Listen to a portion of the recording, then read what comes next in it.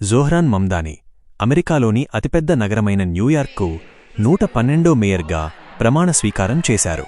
34 ఏళ్ల వయసులో ఈ బాధ్యతలు చేపట్టిన మమ్దానీ గత 100 ఏళ్లలో ఈ పదవిని చేపట్టిన అతిపిన్న వయస్కుడిగా రికార్డు సృష్టించారు. 112వ మేయర్గా ప్రమాణ స్వీకారం చేసి సరికొత్త చరిత్ర సృష్టించారు.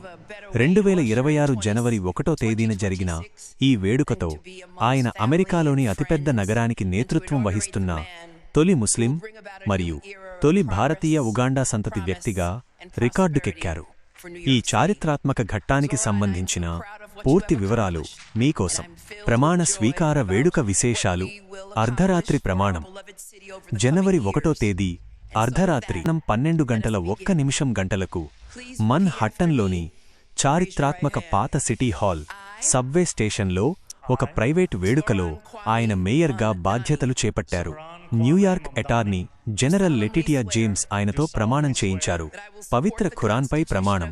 సాధారణంగా బైబిల్ ఉపయోగించే సంప్రదాయానికి భిన్నంగా మమ్దానీ పవిత్ర ఖురాన్ గ్రంథంపై చేయి వేసి ప్రమాణ స్వీకారం చేశారు. న్యూయార్క్ మేయర్ పదవిలో ఖురాన్ వాడటం ఇదే మొదటిసారి. ఇంతకు సిటీ హాల్ మెట్లపై జరిగిన బహిరంగ వేడుకలో తన రాజకీయ ఆదర్శప్రాయుడు మరియు యుఎస్ సెనేటర్ బెర్నీ శాండర్స్ సమక్షంలో ఆయన మరోసారి ప్రమాణం చేశారు. జోహ్రాన్ మమ్దానీ నేపథ్యం. యువ నాయకత్వం. 34 ఏళ్ల వయస్సులోనే మేయర్గా ఎన్నికైన మమ్దానీ గత 100 ఏళ్లలో న్యూయార్క్ సిటీకి ఎన్నికైన అతిపిన్న వయస్కుడైన మేయర్గా నిలిచారు. కుటుంబం.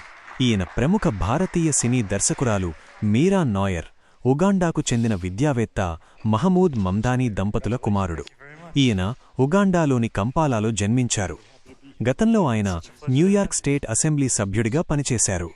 డెమోక్రాటిక్ సోషలిస్ట్ భావజాలం ఉన్న మమ్దానీ సాధారణ ప్రజల సమస్యలపై పోరాడి గుర్తింపు పొందారు. ఎన్నికల విజయం. గత నవంబర్లో జరిగిన ఎన్నికల్లో మమ్దానీ భారీ విజయాన్ని సాధించారు.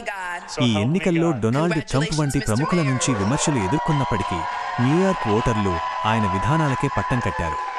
దాదాపు 1969 తరువాత అత్యధిక ఓటింగ్ నమోదైన ఎన్నికలుగా ఇవి నిలిచాయి. సహాయకరమైన సూచన. జోహ్రాన్ మమ్దానీ